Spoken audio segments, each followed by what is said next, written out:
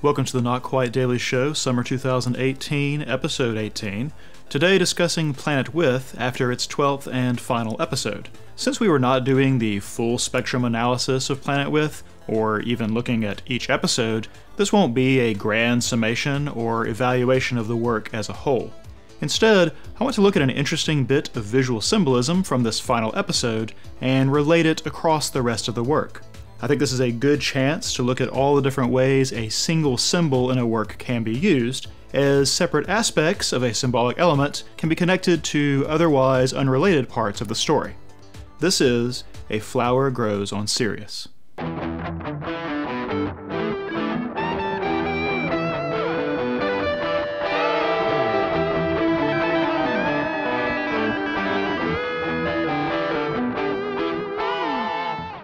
So as you can guess, the visual symbol I want to focus on is the single flower that they find growing on Sirius. Now, a flower is not the most likely candidate to survive when everything else has been destroyed, right? Soya should be finding a cockroach or a slime mold or something.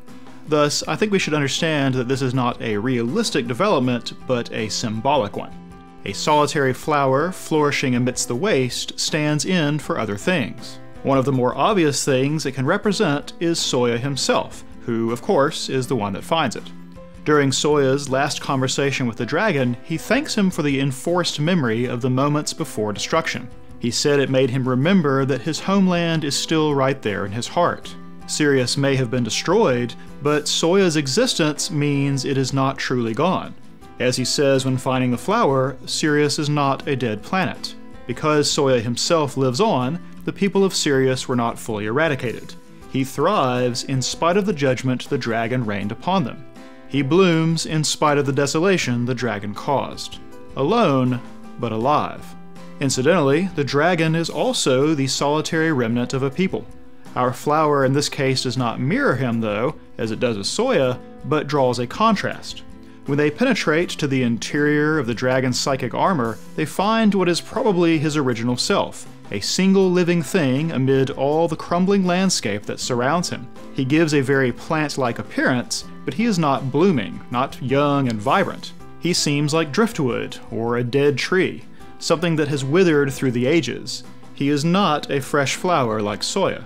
This is basically a visual representation of that central ideological showdown we had in the final episode.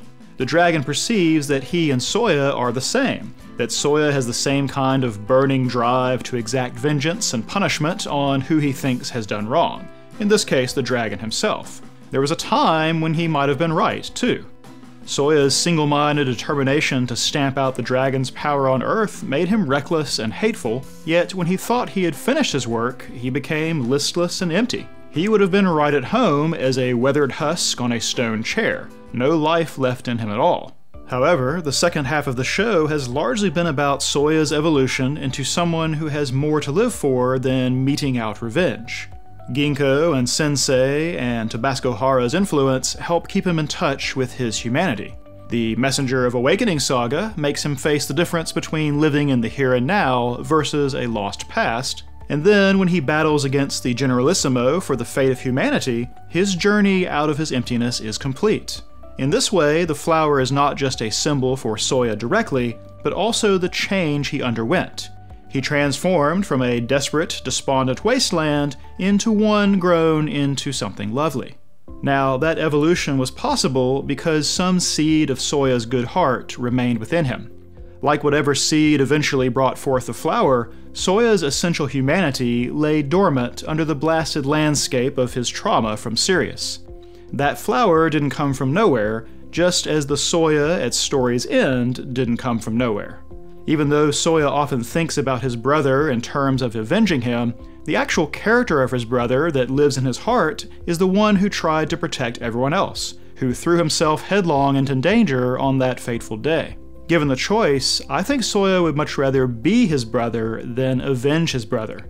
We're not going to sidetrack into the whole karma thing that the People of Paradise representative brings up, but that does appear to be why he ended up with the form of Soya's brother. That was just the image that Soya needed to be reminded of, needed to grow toward, in order for things to shake out as they did. The seed was there all along, in Soya, on Sirius, It was just waiting for the right conditions to spring forth. This idea of a tiny seed waiting for the right timing shows up in other characters as well. Benika and Yosuke both harbor an unresolved pain over the death of Yosuke's brother, and Yosuke additionally carries an emotional attachment to Benika that does not move forward. It takes the circumstances of joining the Sealing faction, and each facing these feelings that they've kept in stasis in order for them to grow past it. Miyu and Haru have a similar issue, though less severe, as each is envious of some quality possessed by the other. They, too, are able to grow past it once an opportunity arises that forces these emotions to the surface. Another example that I was surprised by was Ginkgo's hidden wish to thank the dragon for salvation. This was probably one of the more emotionally impactful moments of the finale, all the more so for being unexpected. Who knew such a hope or burden lay dormant inside Ginkgo? It's a complicated feeling, I imagine. As she says, she does not approve of the kind of violence that the dragon inflicted on Sirius, but at the same time, he rescued her people from slaughter and who knows what else. How do you reconcile feeling both gratitude and horror toward the same action? What kind of guilt might she have harbored at what happened to Sirius for her people's sake? Has that informed her careful nurturing of Soya all this time, even forming an adoptive family with him? It's quite the tangle of conflicting emotions, and something she has kept hidden inside for some time. Once given the right moment to emerge, it is little wonder she has this emotional outpouring completely beyond what we expect from her. It's as unexpected and beautiful as a white blossom pushing its way into a fire-scorched waste. Something similar might have helped the dragon find redemption at the end. His 50-year life as Takashi may have seemed like a dream to him when he awoke, but a tiny kernel of the warmth and familial love he felt during that time had stayed with him. It rose to the surface of his thoughts there at the end, a tiny reminder that he was not so perfectly alone and a nobody as he had often felt. Perhaps this also helped him remember being connected to his own people, and would explain why they were able to take him back into the fold, as we later find out. In this way, both the seed idea and its eventual form as the flower can stand in for more abstract concepts, like love or hope. The people of Paradise must have held on to a tiny hope that the dragon could be brought home for a long, long time. Who knows how many civilizations have risen and fallen in the time the dragon's brother has waited for an opportunity to be reunited. That kind of belief needs to be fostered and nurtured just as surely as a living thing, and it seems his brother's love for him was sufficient to the task. Despite the long odds of redeeming the dragon, the brother held on to that hope, even though success was just as unlikely as finding a blossom on a dead planet. Love itself is a fairly central theme in Planet With, which is often stated directly and is often put up against the various ideas of justice that spring up. While I don't think it is arguing that love is the opposite of justice exactly, it's more like the types of justice we see, the dragons, the Sealing factions, Soya's vengeance. All of them are ultimately flawed in some way, and can therefore not stand against something as pure as love. Thus, I think there are aspects of our flower symbol that relate nicely to the idea of love and the way it shows up in the series. Flowers are a symbol of beauty, right? And they are also very delicate. They are not the hardy or long-lived and utilitarian parts of plants. This makes them something precious and exceptional, but also something fragile. Love itself can be damaged in a person, and can also make one vulnerable. Benika and Yosuke felt pain because of losing a loved one, as did Todai, as did Takizo, as did Soya. Love for her people causes Ginkgo to put herself in harm's way and abandon her way of life. And then, she and everyone who loves Soya risked pain and disappointment if he had never found his way. But our symbol is not a flower by itself, right? It's growing in a hostile, lifeless environment. This flower is not a symbol of frailty, but of resilience.